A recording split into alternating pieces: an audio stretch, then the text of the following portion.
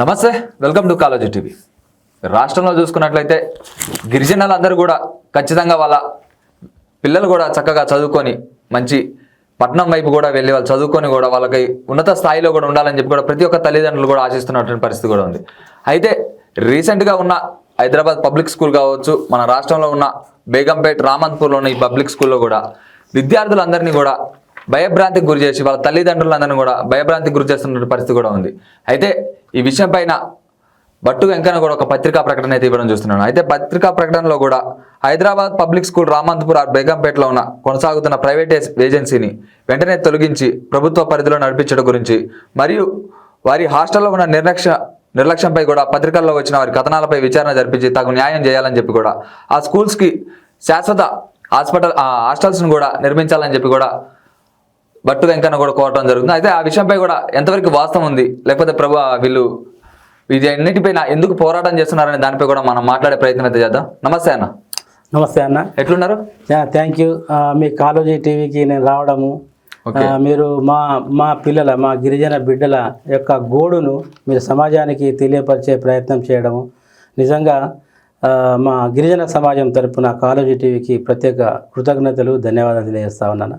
అయితే ఇప్పుడున్న గిరిజనులందరూ కూడా వాళ్ళ చదువుని కొనసాగించడం కోసం ప్రైవేట్ స్కూళ్ళల్లో కూడా ఎక్కడైతే పర్మిషన్ లేదు, కాకపోతే ఉన్న దాంట్లో కూడా మీరు పోరాటం చేసి ఒక పెద్ద కార్పొరేటెడ్ స్కూల్లో కూడా గిరిజన పిల్లలను కూడా చదివడానికి కూడా పోరాటం చేశారు. అది ఖచ్చితంగా ఫలితం కూడా వచ్చి వాళ్ళందరూ కూడా చదువుతున్న పరిస్థితి వచ్చిన తర్వాత కూడా ఆ పిల్లలందరినీ కూడా ఇబ్బందులకు గురి చేయడం కావచ్చు, ర్యాపిడో బైకుల మీద కూడా పంపిస్తున్నారని చెప్తున్నారు. అందులో ఎంతవరకు వాస్తవం ఉంది, ఏం జరుగుతుంది అసలు అన్న? ఇప్పుడు ఇది హైదరాబాద్ పబ్లిక్ స్కూల్ అంటే జాగీర్దారులు, జమీందారులు వాళ్ళ పిల్లలు చదువుకునే ఒక గొప్ప స్కూలు.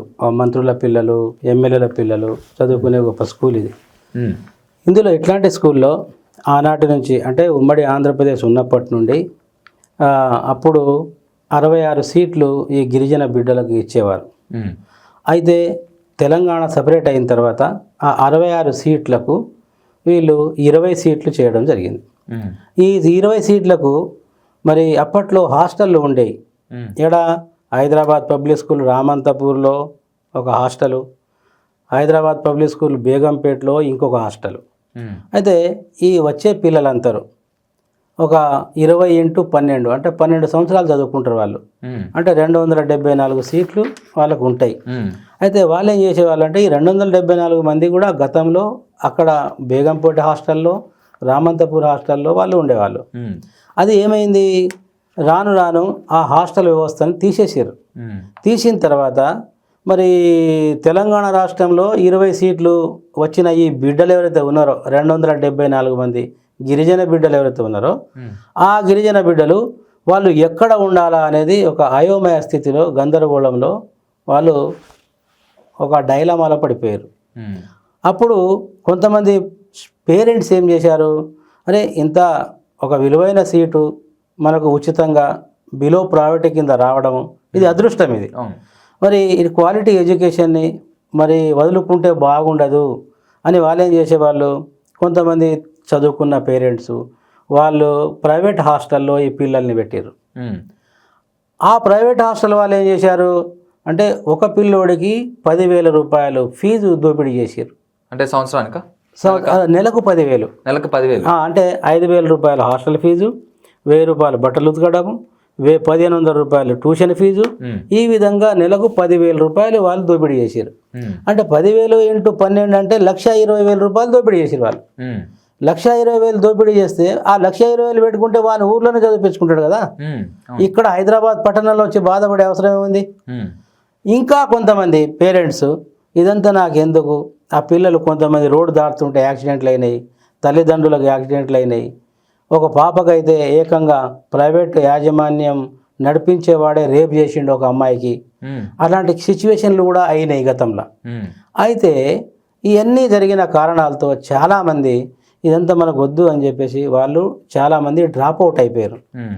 అప్పుడు నేను అనుకున్నా, ఈ గిరిజన బిడ్డలకు వచ్చే విలువైన సీట్లు ఇలా పోతున్నాయి కదా, వాళ్ళు విలువైన ఒక చదువును వాళ్ళు మిస్ అవుతున్నారు అని సమాజంలో ఒక జాగృత కలిగిన వ్యక్తిగా, సమాజంలో ఒక సేవకుడిగా పే బ్యాక్ టు సొసైటీ అనే నినాదంతో నేను ఆల్ ఇండియా బంజారా సేవా సంఘ్లో ఒక జాతీయ కోశాధికారిగా సేవలు అందిస్తున్న ఒక వ్యక్తిగా నేను ఏం చేసినా అంటే అప్పుడు కేసీఆర్ గారికి, తర్వాత అప్పుడు ప్రిన్సిపల్ సెక్రటరీ దత్తా గారికి, ఆ తర్వాత ఆనాటి కలెక్టర్లకు, ఆ తర్వాత అలా అందరినీ నేను అప్రోచ్ కావడం జరిగింది. వాళ్ళు దీని మీద స్పందించలే. అప్పుడు ఎన్నో ఉద్యమాలు చేసినాం, ట్యాంక్ బండ్ల మీద పోరాటాలు చేసినాం, ఎవరు పట్టించుకోలే.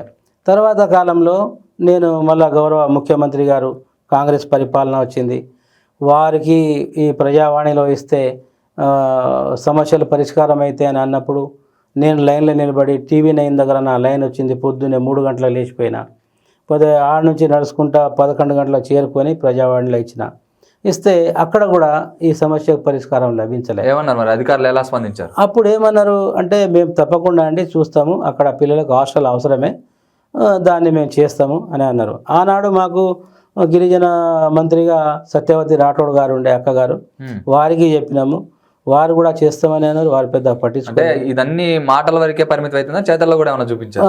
మాటల వరకే పరిమితం చేసిరు వాళ్ళు. ఓకే. అప్పుడు మనకున్నది ఒకటి ఏంటంటే న్యాయపరమైనటువంటి పోరాటమే కదా. మనం ఏం చేస్తాము, అడిగిన తర్వాత న్యాయపరంగా మనం పోరాడతాం అని ఏం చేసినామంటే, గౌరవ తెలంగాణ రాష్ట్ర హైకోర్టులో నేను 2024లో ఒక 50 పేజీలతో కూడిన పేపర్స్, అంటే ఇంతమందికి మేము ఇచ్చినాము, ఎవరు కూడా పట్టించుకోలేదని మేము దాని మీద కేసు వేయడం జరిగింది. అప్పుడు ఒక తెలంగాణ సర్కార్ మీద కేసు వేస్తే ఆ గౌరవ హైకోర్టు స్పందించి ఏం చేసిందంటే, నిజమే ఆ పిల్లలకు మీరు షెల్టర్ ఇవ్వాలి అని చెప్పేసి గౌరవ హైకోర్టు ఆర్డర్ ఇచ్చింది. ఆ ఆదేశానుసారంగానే గౌరవ ముఖ్యమంత్రి గారు దానికి స్పందించారు. GOMS నెంబర్ 53ని వాళ్ళు ఇష్యూ చేసారు. ఆ ఇష్యూ చేసిన తర్వాత ఈ హాస్టళ్ళు 2 వచ్చినాయి, బేగంపేట, రామంతపూర్ కలిపి. రామంతపూర్లోనే 2 హాస్టళ్ళు కిరాయికి తీసుకున్నారు. ఇప్పుడు వీళ్ళు ఏం చేయాలా? అక్కడ నుంచి బేగంపేటకి ఎట్లా వెళ్తారు? బేగంపేటకు బస్సు, బేగంపేట పొద్దున్నే బస్సు పోతుంది, రామంతపూర్కి ఒక బస్సు పోతుంది. ఈ 2 బస్సులు పెట్టారు. సో ఇప్పుడు ఏం చేయాలా వీళ్ళు? దాంట్లో జియోలో ఏమేమి ఇచ్చారు అంటే, వీళ్ళకు వాచ్మెన్లు ఇవ్వాలా, వీళ్ళకు వార్డన్లను ఇవ్వాలా, తర్వాత వీళ్ళకు బట్టలు ఉతకాలా, తర్వాత వీళ్ళకు కేర్ టేకర్స్ని ఇవ్వాలా, తర్వాత ట్యూషన్ చెప్పే వాళ్ళు ఉండాలా. ఇట్లా అనేక ఒక మంచి అద్భుతమైన జీవోని తెలంగాణ రాష్ట్ర ప్రభుత్వం ఇచ్చింది. ఇచ్చిన దానికి వీళ్ళు ఏంటంటే టెండర్ వేసి, టెండర్ ద్వారా ప్రైవేట్ ఏజెన్సీని పిలిచారు. ఆ ప్రైవేట్ ఏజెన్సీ వాళ్ళు ఏం చేస్తూ ఉన్నారు, ఈ పిల్లల పట్ల పూర్తి నిర్లక్ష్యం వహిస్తూ ఉన్నారు. పిల్లల పట్ల పూర్తి నిర్లక్ష్యం ఏంది అది అంటే, NCC పిల్లలు పరీక్షలు రాయడానికి వాళ్ళు వెళ్తే వాళ్ళు ఏం చేయాలా, 5 గురించి బస్సు మేము పెట్టలేమన్నప్పుడు ఒక ఆటో తీసుకొని పోయి కేర్ టేకర్ ఉండి రాపించుకొని తీసుకొని రావాలి. అంటే ఈ ఫొటోస్ అయ్యేనా? ఆ ఫోటోలు అయ్యే, ఆ పేపర్లలో వచ్చినాయి చూడండి. ఓకే. అంటే వాళ్ళు గుర్తు తెలియని. అయితే ఇక్కడ ఉన్న స్టూడెంట్స్ అందరినీ కూడా పరీక్ష రాయడానికి పోయే ప్రతి ఒక్కరిని కూడా ర్యాపిడో ద్వారా బుక్ చేసి పంపిస్తున్నారు. ర్యాపిడోలో అది కూడా రేపటి రోజు మేము కాదు మీ పిల్లలే చేసుకొని పోయినరు అని చెప్పడానికి, బుకాయించడానికి ఈ పిల్లలు యొక్క ట్యాబ్స్ ఉంటాయి కదా, ఈ ట్యాబ్ల నుండే వీళ్ళు బుక్ చేస్తూ ఉన్నారు. ఓకే. తల్లిదండ్రులకు తెలియకుండా. ఇది ఎంత క్రైమ్ అండి ఇది. అవును, తల్లిదండ్రులకి చెప్పకుండా, అంటే మీ పిల్లలు బయటికి వెళ్తున్నారు, ఎగ్జామ్ రాయడానికి పోతున్నారు, ర్యాపిడో బుక్ చేసుకొని పోతున్నారు అని చెప్పకుండానే, పేరెంట్స్కి ఇన్ఫార్మ్ చేయకుండానే వాళ్ళు పంపిస్తున్నారా? యాజమాన్యము మీ పిల్లల్ని ఇలా పంపిస్తున్నాము అన్నప్పుడు ఎలా పంపిస్తారు మీరు? ఎవరో గుర్తు తెలియనివాడు ముఖం మీద బట్ట కట్టుకొని ఒక దొంగలాగా ఉన్న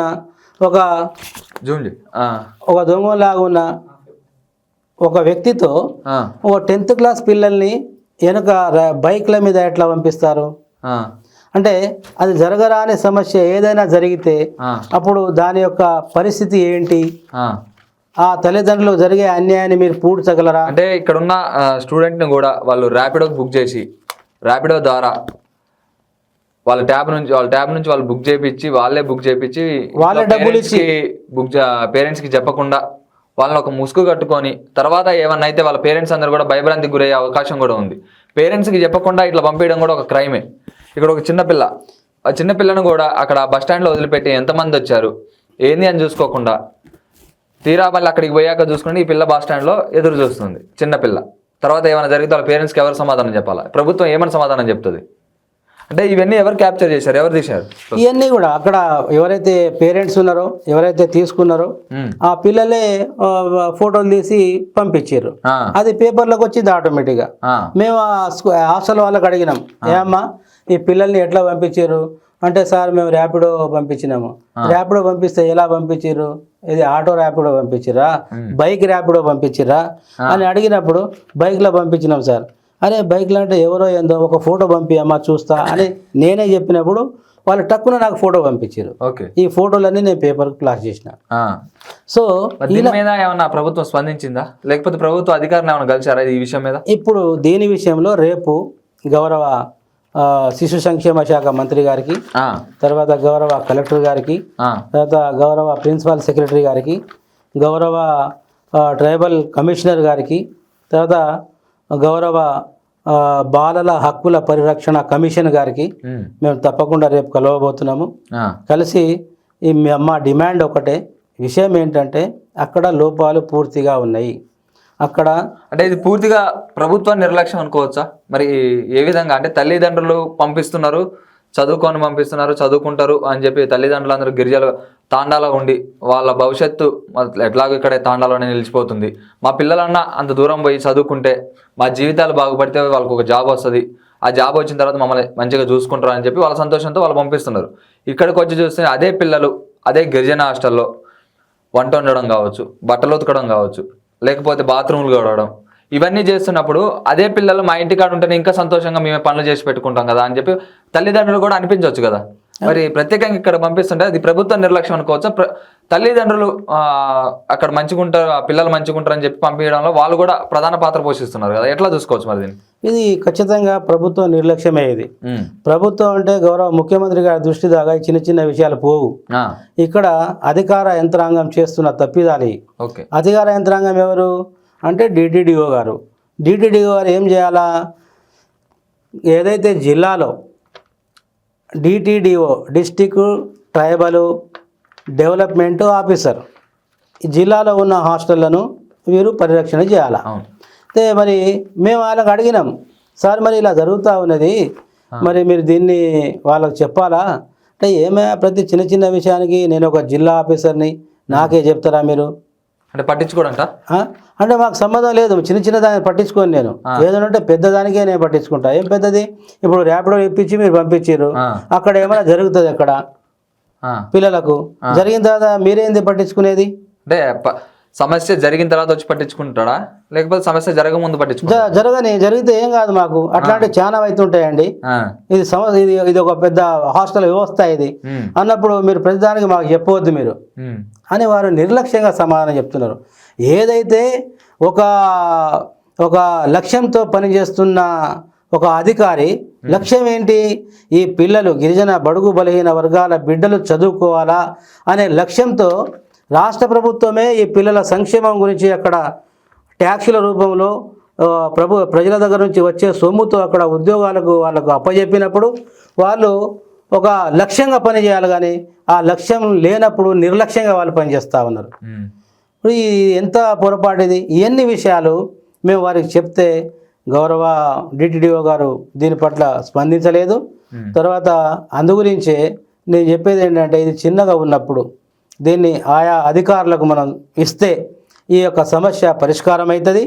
తర్వాత మేము గవర్నమెంట్తో అపీల్ చేసేది ఏంటంటే, తెలంగాణ రాష్ట్ర ప్రభుత్వము ఏ ప్రైవేట్ ఏజెన్సీకి ఇచ్చినా వాళ్ళు చేసే పని ఇదే. కాబట్టి మీ దగ్గర సఫిషియెంట్గా ఒక సిబ్బంది ఉంటుంది. మీరు ఏదైతే BAS స్కీమ్లో అంటే బెస్ట్ అవైలబుల్ స్కీమ్లో ఈ గిరిజన బిడ్డలకు మీరు ఏదైతే ఒక మంచి మార్గాన్ని చూపిస్తూ చదువు నేర్పిస్తున్నారో అదంతా సఫలీకృతం కావాలంటే గౌరవ ముఖ్యమంత్రి గారు, మీరు ఎడ్యుకేషన్ మంత్రిగా ఉన్నారు, ఇంకోటి ఎడ్యుకేషన్ పట్ల అన్యాయం జరిగితే మీరు ఊకునే మనిషి అసలే కాదు. ఎందుకంటే మొన్ననే మీ యొక్క పేపర్లో చూసిన కార్పొరేట్ వ్యవస్థలో లక్షలు దోపిడీ చేస్తున్నారు. ఇది చదువు అనేది ఒక వ్యాపారంగా చూడవద్దు, చదువుని ఒక సేవాభావంగా చూడాలనే గొప్ప కాన్సెప్ట్ గల ముఖ్యమంత్రిని మిమ్మల్నే చూసినాం మేము. కాబట్టి మా గిరిజన సమాజం అంతా మీ అంట ఉన్నది, మీ మీద నమ్మకం ఉన్నది. కనుక ఎవరైతే ఇట్లా నిర్లక్ష్యం వహిస్తున్న అధికారులు ఉన్నారో వాళ్ళ మీద వెంటనే చర్యలు తీసుకొని అక్కడ ప్రైవేటైజేషన్ వెంటనే తొలగించి ఆ హాస్టలు ఇదంతా సమస్య ఎందుకు? మీరు గతంలో ఉన్నట్టుగా రామంతపూర్ హాస్టలు శాశ్వతంగా కట్టండి, బేగంపేట హాస్టల్ని శాశ్వతంగా కట్టండి. ఇది భావి తరతరాలకు రేవంత్ రెడ్డి గారి ప్రభుత్వంలో ఈ 2 హాస్టళ్ళు పిల్లలకు మంచిగా చేసిర్రు అనే ఒక పెద్ద చరిత్ర మీకు మిగిలిపోతుంది.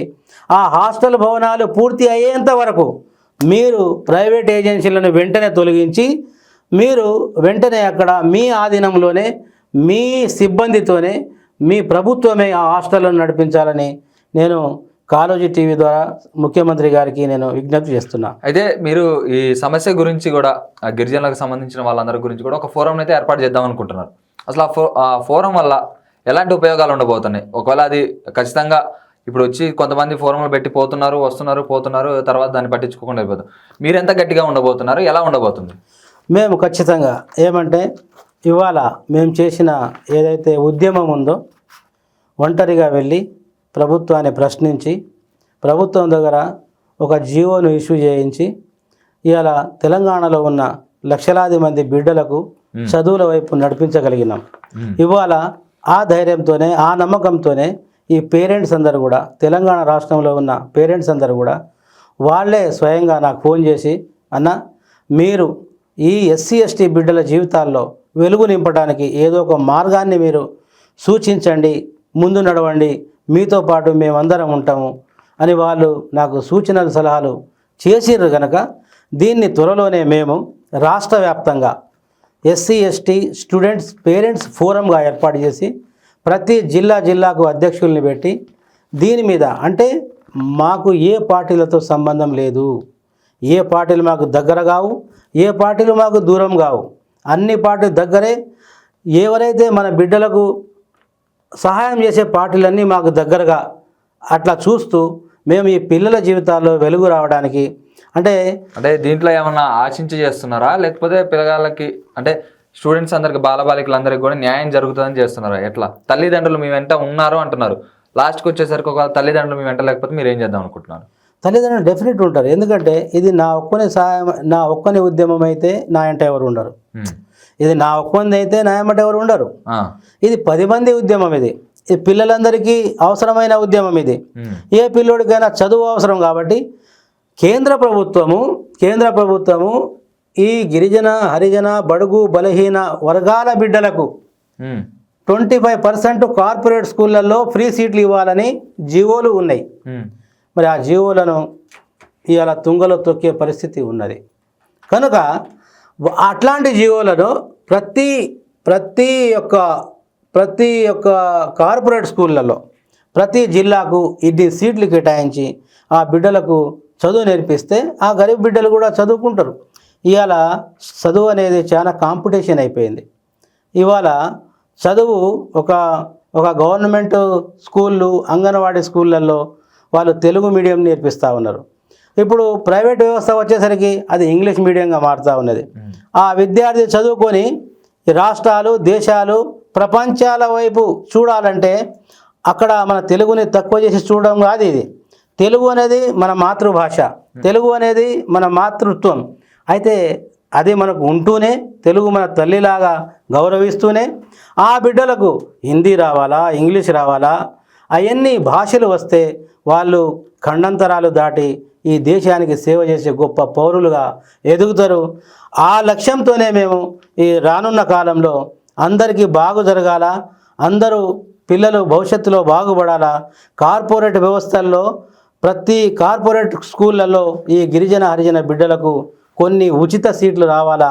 ఆ విధంగా మేము ఈ ఫోరంతో పోరాటాలు మొదలు పెట్టడానికి సన్నాహాలు తయారు చేసుకుంటున్నాం.